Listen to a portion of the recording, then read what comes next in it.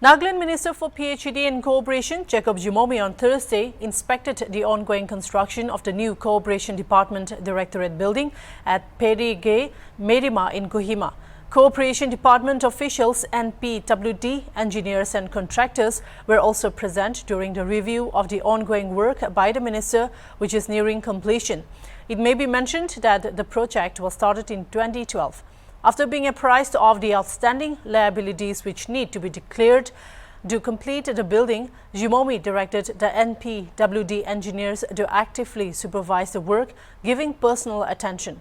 He also took stock of the various issues and directed the concerned agencies and the contractor to complete the construction and to plan for inauguration within November 2023 itself, so as to function the Directorate of Cooperation Department Office actively. Also, the project has been delayed considerably.